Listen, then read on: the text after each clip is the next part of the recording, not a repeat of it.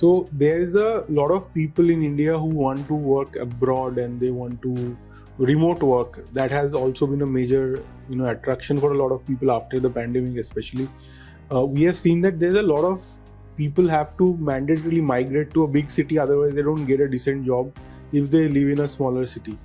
So is there something that is happening in this space, or if you? I think now because COVID definitely kind of opened this entire Pandora of remote working and digital transformation at another level. That kind of opened up so many opportunities, and also, various companies also realized that that remote work can also work.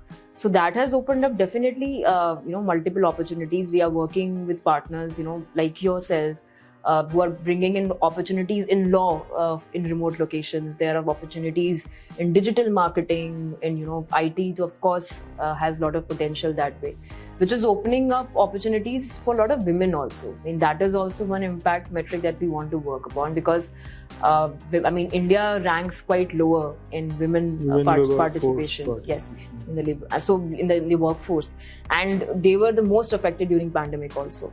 So how can we ensure that they are also part of the our entire growth journey, because that directly impacts our GDP to a great extent. Because half of our population is right now untapped in terms of their potential. So that way, I think remote jobs have opened up a lot of opportunities for women, and the skill impact bond, the initiative I spoke about, also kind of caters to various job roles which are targeted towards women. Maybe in apparel sector, or textile, handicraft, and sectors like these. So this is basically catering to wage employment. But definitely, if we talk about the kind of income disparity that we have in India, somebody in Bihar, Odisha, who has not got any sort of exposure versus somebody sitting in Delhi, there's a lot of difference in terms of opportunities that are open for them. So we have to think through from the entire country's perspective.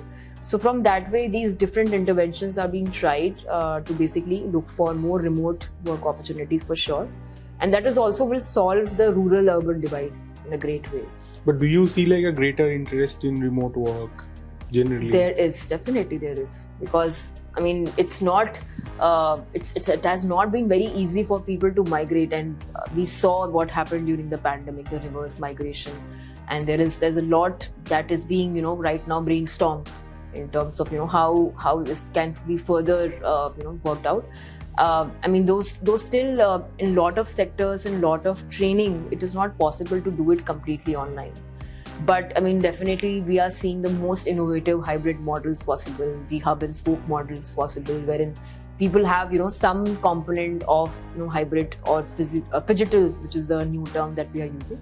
That people have some component of coming to physical spaces, but most of the work can be managed online. Even the training can be managed online.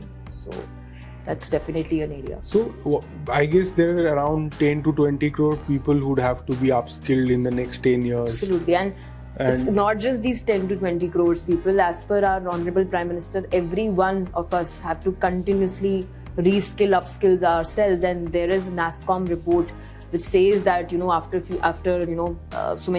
few years, a lot of our existing skills will kind of become outdated. So we have to, and a lot of future jobs would actually be requiring skills which we are not even studying right now.